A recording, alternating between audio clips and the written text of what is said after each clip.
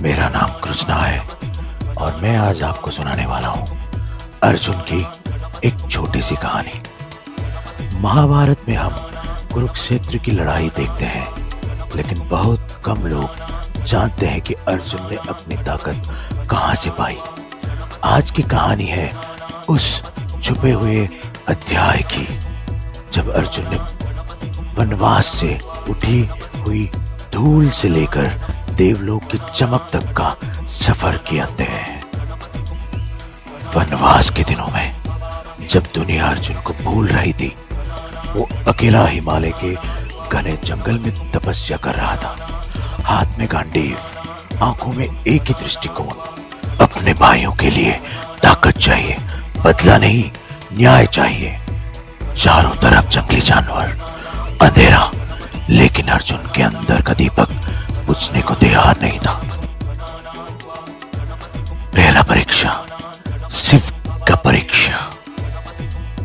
एक दिन एक रहस्यमय शिकारी अर्जुन के सामने आ खड़ा हुआ। शेर उसके साथ, आंखों में बिजली, यह था रुद्र रूप में स्वयं महादेव। बिना जाने अर्जुन ने देवता से मुकाबला कर लिया। तीर पे तीर, गुस्सा, थकान, पर पीछे हटना मना है। अर्जुन लड़ाई करते ही गया। जब लड़ाई खत्म हुई, शिकारी ने अपना रूप बदला। सामने थे महादेव, त्रिनेत्र खिलते, त्रिशूल चमकता। अर्जुन तुरंत चरणों में पड़कर गिर गया। शिवा मुस्कुराए, तुमने वीरता के साथ विनम्रता भी दिखाई, इसलिए तुम्हें मिलता है पाशुपतास्त्र। तथास्तु। महादेव के आशीर्वाद के बाद आकाश से एक दिव्य रथ उतर आया। अर्जुन, अब तुम्हारा अगला गुरुकुल स्वर्ग लोक है। आवाज आई, बादल चीर कर रथ उड़ने लगा। नीचे छोटे छोटे लगने लगे पहाड़, शहर, जंगल। अर्जुन समझ गया, ये युद्ध सिर्फ पृथ्वी का नहीं है। स्वर्गलोक के सोने के महलों में इंद्रदेव अपने सिंहासन से उठे। पुत्र अर्जुन, आज से तुम सिर्फ पांडव नहीं हो, देव सेना के सेनापति हो।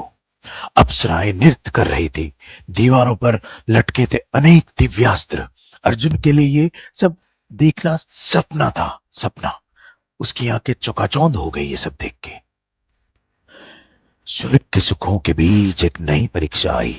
अप्सरा और वजीर, जिसकी सुंदरता से देवता भी हिल जाया करते थे, अर्जुन के सामने नृत्य करने लगी। वो कहती है, मेरे साथ रहो, यहां दर्द नहीं सिर्फ आनंद है। अर्जुन ने आंखें बंद कर ली। इसके बाद शुरू हुआ असली दिव्यास्त्र की शिक्षा। ब्रह्मास्त्र आग का गोला, भस्मास्त्र की पानी की लहर, वायुस्त्र का आंधी जैसा झोंका। हर दिन अर्जुन किसी नई शक्ति से मिलता। देवगुरु उससे समझाते, ये अस्त्र गुस्से में नहीं, समझ कर चलाना बख्श। उसी बीच एक संध्या, अर्जुन ध्यान में बैठा था, तब एक कोमल रोशनी के बीच द्रौपदी का रूप दिखा। आंखों में आंसू, हाथ में युधिष्ठिर का संदेश। भगवान से शक्ति ले लो, पर हमारा दुख मत भूलना अर्जुन, वापस आओ। अर्जुन का दिल भर आया। अर्जुन का देवलोक का सफर यहीं खत्म हुआ, और जाने से पहले तीन महान शक्तियां एक साथ प्रकट हुई। शिवा, विष्णु और इंद्र।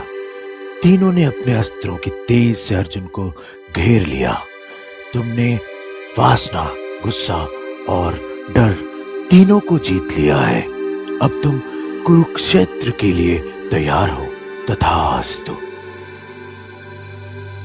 इसी के साथ अर्जुन का देवलोक का सफर खत्म हुआ एंड वो धरती की तरफ बढ़ चला।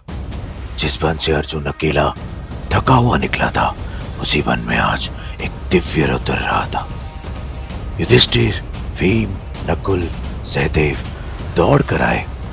गले मिलते ही उन्होंने महसूस किया, अर्जुन बदल चुका है। गांडीव अब सिर्फ धनुष नहीं, पूरी देव सेना का विश्वास बन चुका था। देखिए इस सर्वशक्तिमान अर्जुन को, वनवास का एकाकी यात्री अब बन चुका है ये देवताओं का चयनित योद्धा।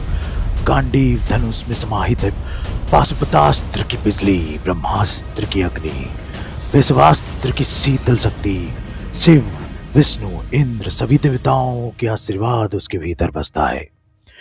ये कुरुक्षेत्र का मैदान अब सिर्फ जमीन का एक टुकड़ा नहीं, ये धर्म का अंतिम फैसला होगा।